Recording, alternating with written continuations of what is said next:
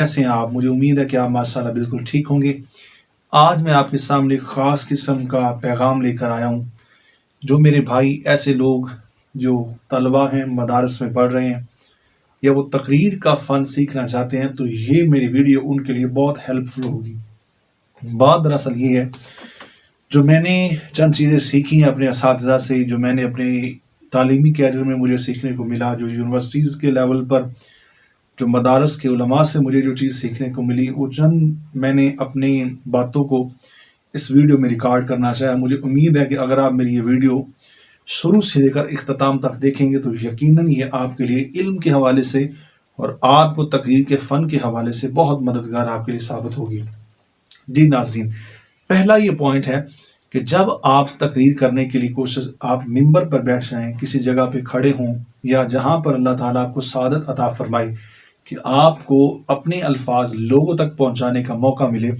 تو سب سے پہلے اللہ تبارک و تعالیٰ کے حضور یہ دل میں دعا کیجیے گا کہ اللہ تبارک و تعالیٰ آپ کی مدد کرے۔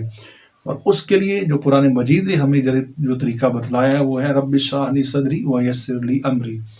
واحلل عقدۃ من لسانی یفقہوا قولی، کہ جب موسیٰ علیہ السلام جانے لگے تھے تو آپ نے اللہ کے حضور عرض کیا کہ یا اللہ میری مدد فرما۔ تو یہ دعا آپ 3 دفعہ ضرور پڑھ لیجیے گا، انشاءاللہ اس سے آپ کو غائبانہ طور پر اللہ کی نصرت حاصل ہوگی۔ دوسری بات، ہمیشہ مطالعے کو اپنا وتیرہ بنا لیں، اپنی پرسنالٹی کا حصہ بنا لیں، اور جتنا آپ مطالعہ کریں گے، جس طرح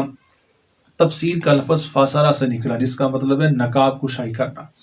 قرآن مجید کی تفسیر قرآن ہی سے کی جاتی ہے۔ اگر آیت مبارکہ ہمارے پاس موجود ہیں تو ان سے مطالعہ کر کے بیان کیجیے گا، پھر اس کے بعد اپنے موقف کو حدیث مبارکہ سے اس کو بیان کریں،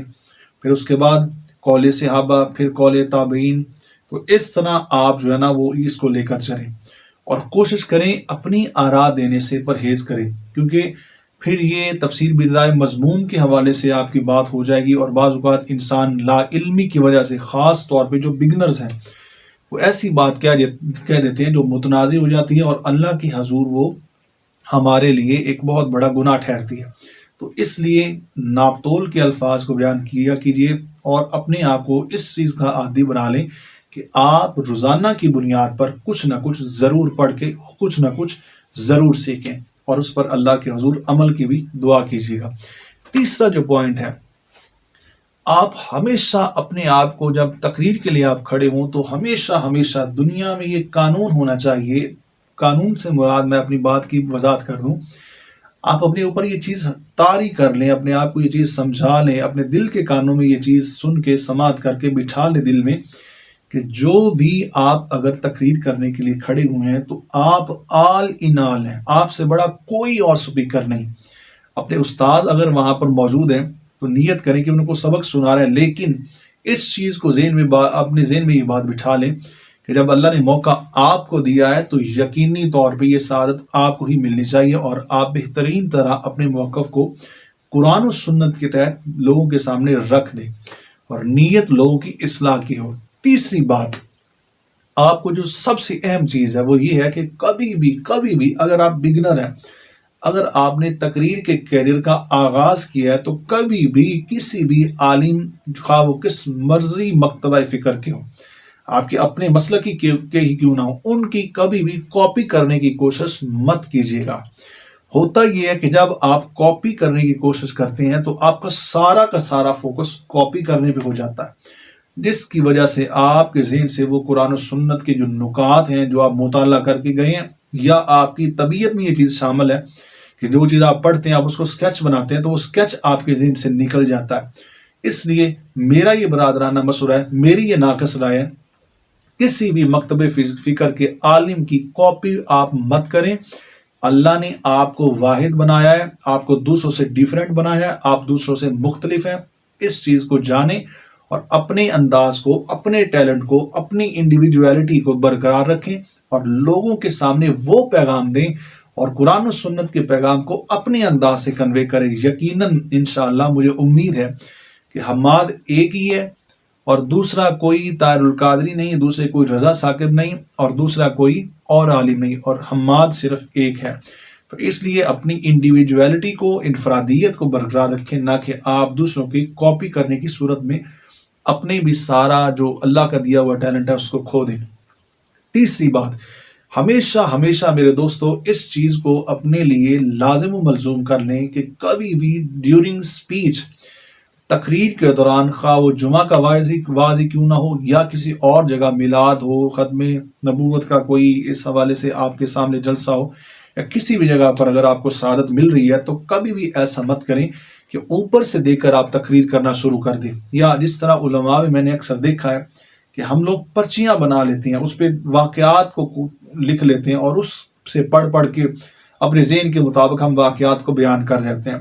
تو میرا یہ برادرانہ مشورہ ہے کہ آپ کبھی بھی واقعات کو لکھ کے، پرچی بنا کے، بک سے دیکھ کر بیان کبھی نہ کریں، بلکہ کوشش کریں کہ اگر آپ نے قرآن مجید بھی آگے رکھنا ہو تو آپ ترجمے والا مت رکھیں، بلکہ ترجمہ کی بجائے سمپل قرآن مجید جو اہم ہمارے لیے ہے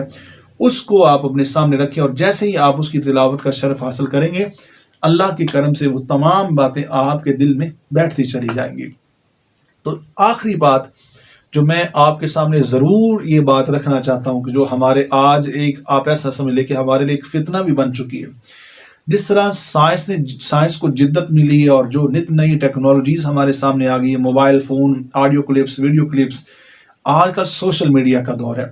تو ہمارے علماء کیا کرتے ہیں کہ زیادہ تر جو کلپس سنے اس کے بعد ان واقعات کو ذہن میں رکھا اور ویسے ہی جا کر سٹیج پر بیان کر دیا، جس کی وجہ سے جو خاص طور پہ جو طرز لگا ترنم والے خطباء ہیں انہوں نے کیا کیا، جب وہ ایک بات کو سن کر ویسے آگے اس کو پہنچا دیتے ہیں، اس سے بعض اوقات ایسا ہوتا ہے کہ من گڑت، اور یا کوئی ایسے حضرات بھی مارکیٹ میں، آپ جانتے ہیں مارکیٹ سے مراد میں تنزین کہہ رہا ہوں،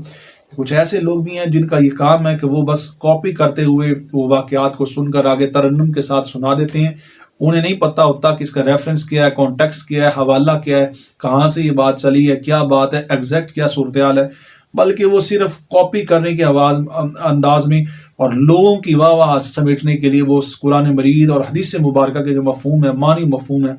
ان سے آؤٹ آف کانٹیکسٹ چلے جاتے ہیں۔ تو اس لیے میرا یہ مشورہ یہ ہے کہ اگر آپ کسی مستند عالم سے بات سنیں تو ویسے ایکسپلین نہ کریں، بلکہ ایک دفعہ کتب احادیث میں، قرآن و سنہ میں اس کو تلاش کر کے پڑھنے کی ضرور کوشش کریں۔ اگر آپ اس نقطے کو سن لیں گے، سمجھ لیں گے، اس کے بعد خود اسے پڑھنے کی سعادت حاصل کر لیں گے، تو پھر آپ کے سامنے کھلا گراؤنڈ ہے، آپ جس طرح مرضی آپ اس کو ایکسپلین کر سکتے ہیں، اور اللہ کے کرم سے وہ برکات ضرور آپ سمیٹیں گے۔